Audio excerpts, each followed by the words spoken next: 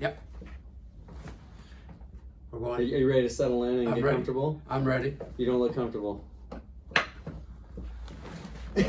Well, there you go. I mean, just settle in, like. I'm trusting you to trim this stuff. Yes, Okay. of course. Anyhow. So what are we talking about today? Well, it's great to be back with you here. See, I'm in my voice now. I'm doing the whole voice thing. Yeah. So we're still working through how they make it work. Yep. 21 habits of a successful marriage. And today's habit is habit 17, which parenthetically is my favorite number. Glad to hear that. Yeah. They hear the heart of the other, not just their words. So they hear the heart of the other, not just their words. So what do you mean by this, or what's the main takeaways? Well, you know, a lot of times, somewhere along the line, when I'm working with couples, Keith, the whole issue of communication comes up, and it's almost always not the problem, but it's a symptom of some other underlying problem. But when I ask about communication, almost without exception, they say, "Oh yeah, we communicate. In fact, we're talking all the time," and oftentimes what that means is they're talking, but they're not really hearing what the other person's saying, and so responses are not so much in line with what the other person just said. It's what they think they heard, and so that turns into a monologue a lot of times. And more often than not, I don't want to be sexist here, but usually the woman complains that she just has to repeat over and over and over again what she's trying to get through to her husband, because he's just kind of sitting there looking and not really responding. And he's sitting there looking and not responding because he's tired of her repeating the same thing over and over and over again and ad nauseum, and they both walk away, and communication wasn't really accomplished at all. So there are 5, and these aren't my original words, but there are 5 parts to the anatomy of good communication that I think helps us hear not just the words that the person's saying, but also really we listen to what's really going on with that person. And that's what makes connection in a relationship. So the first thing that oftentimes is missing in communication is acceptance. And when I mention that, a lot of times people will say, well, how can I accept what I don't agree with? And this acceptance doesn't mean I agree with what you're saying. It just says, yeah, go ahead. I'm hearing you. I'm with you. It's verbal. Yeah, right. Okay, I got it. And it's also eye contact and an occasional nod of the head. And that conveys to the other person who's talking that my spouse, my husband, my wife, they're really tracking with me. So there's acceptance that I think a lot of men need to work on. So is this very accepting? Not really. Am I accepting not really. what I'm you're not sure telling me you're right really now? hearing what I'm saying here, Keith. There's reflection.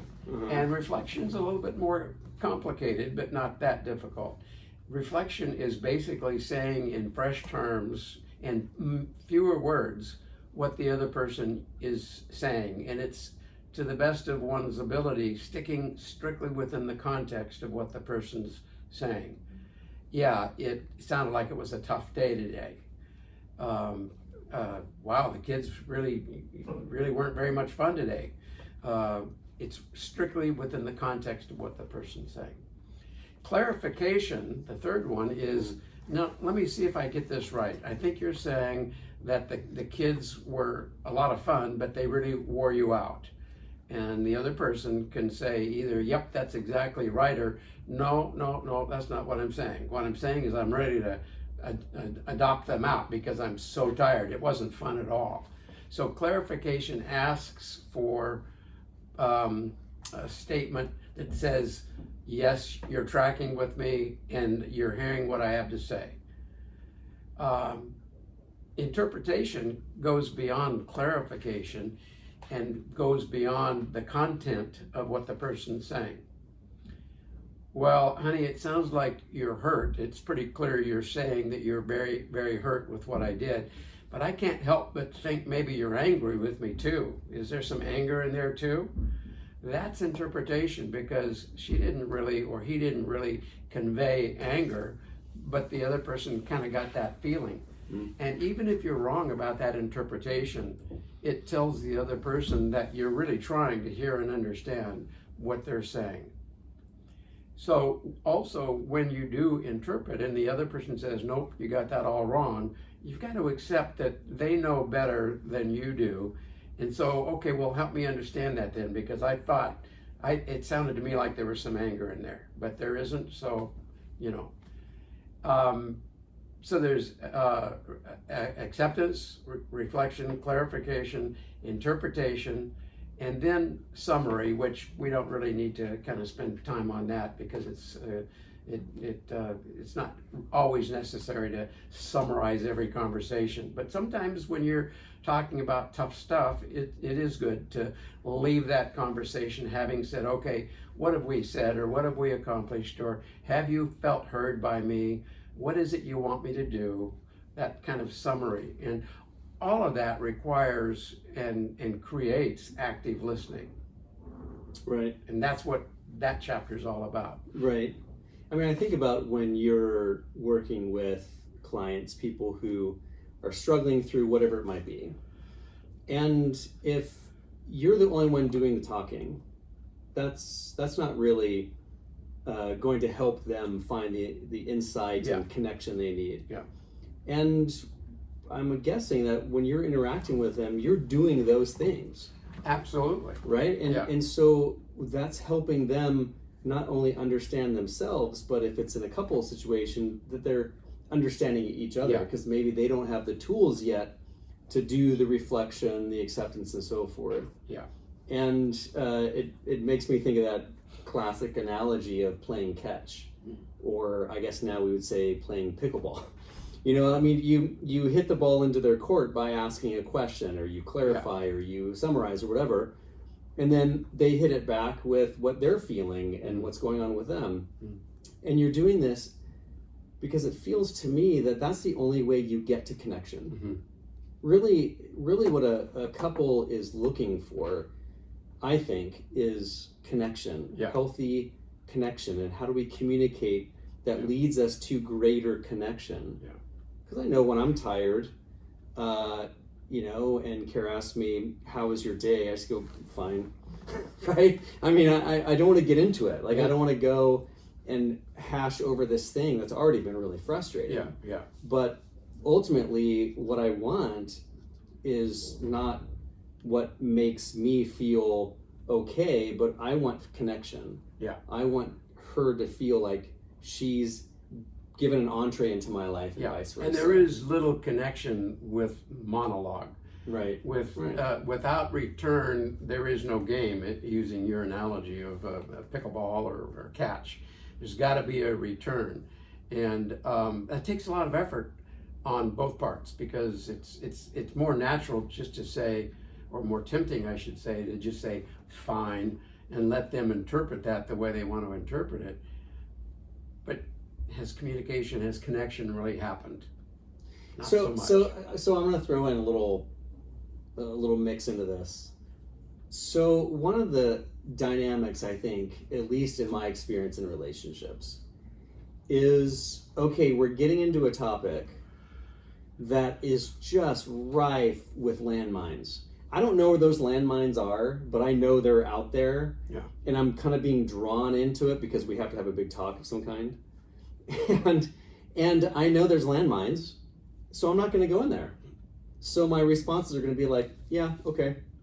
Or, oh, so I didn't do the dishes. You're right. I'll do the dishes next time. It's not about the dishes. It's about something deeper. I just don't want to go there because it's going to be just a long process of, again, sort of getting blown up. So I imagine that whether it's female or male or whoever is in that dynamic, that how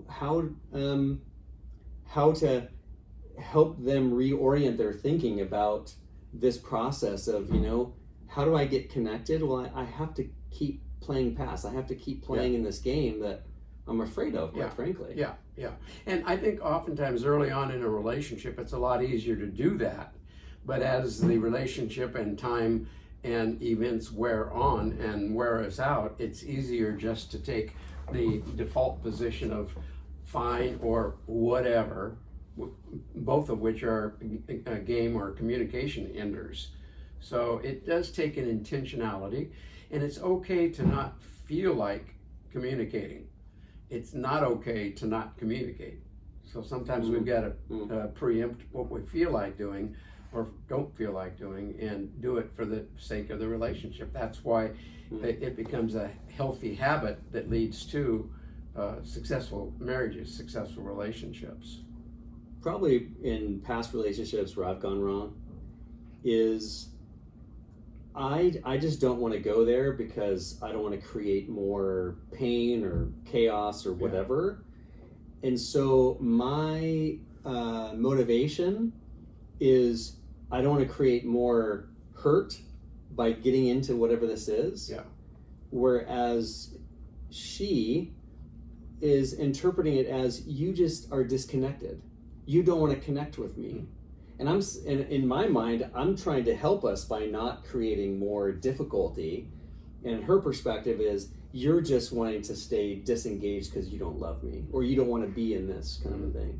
So this whole men are from Mars, women are from Venus, that whole thing is how we approach this process is really interesting because it is very much a subjective process. Yeah, except that what I have a difficult time there with the men are from Mars and Venus thing is that it can be true of both male and females that a man can, whenever there's a lack of communication, there's a gap, and we tend to fill that gap in with our assumptions, and our assumptions tend to come from past experiences. And men do that every bit as much as women do. A man can say, oh, she must really be bored with me because she doesn't want to talk, because she hasn't communicated that she's just had a horrible day, and right now she doesn't want to talk, but she still loves him or what have you. There's a place to put off communication because you're just tired and you need to break. But you've got to re-up for another time where you will and can communicate. So it's like the takeaway of this chapter is don't put your racket down. Yeah. Like keep holding on to your racket even when it may not be you want to play, but run for the ball even though you don't feel like running for the ball because you got to get back over in order for there to be game in order to have communication. Yeah. So active listening is what we're talking about, and we can get very, very lazy in our listening, and women do and men do, and so it's something you've got to intentionalize. Acceptance, reflection, clarification, interpretation, all four, and then summary, all five, really important in making a connection with the other person. Great. Yep. Well, thank you